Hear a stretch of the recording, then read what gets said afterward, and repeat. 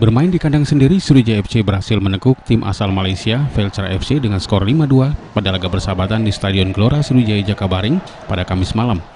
Walau menang telak, Laskar Wongkito membutuhkan waktu lama untuk membuka skor dan sempat tertinggal sebelum membalikkan keadaan. Sriwijaya FC tampil agresif pada laga persahabatan ini.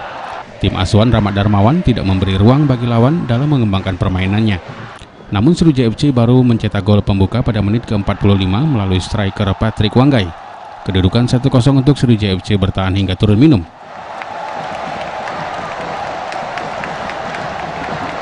Indonesia diciptakan nomor punggung 30. Memasuki babak kedua, Sriwijaya FC sedikit mengendorkan serangan sehingga berbuah petaka. Velcra FC langsung mencetak 2 gol dalam waktu yang berselang 2 menit, yakni melalui Anselmo da Silva, sehingga mengubah kedudukan menjadi 1-2 untuk Velcra FC Malaysia. Tertinggal gol membuat tim tuan rumah kembali mengencangkan irama permainan. Dua striker Esteban Vizcarra dan Patrick Wanggai tidak jemu membongkar pertahanan lawan dengan didukung oleh Makan Konate dan Yuyung Ko pada lini tengah. Benar saja pada menit ke-71 Makan Konate mencetak gol dari luar kotak penalti.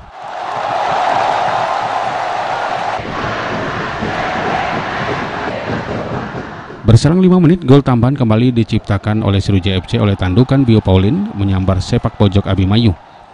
Kedudukan berubah 3-2 untuk Sriwijaya FC. Kemenangan Laskar Wongkito disempurnakan oleh tambahan gol Jalilov pada menit ke-80 dan Marco pada injury time.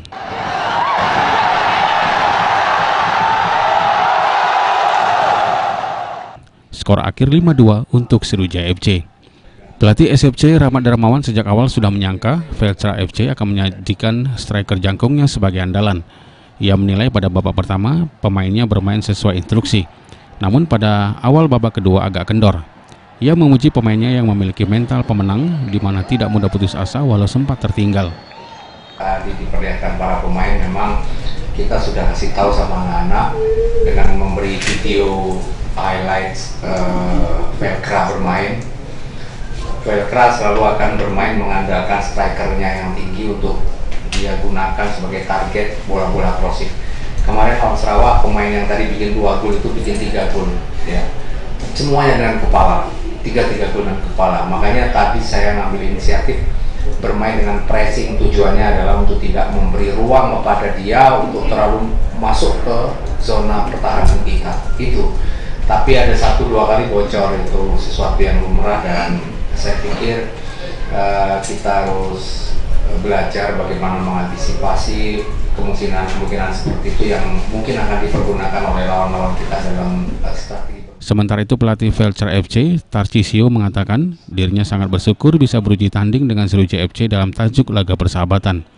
Menurutnya, tim Laskar Wongkito ini merupakan tim yang bagus.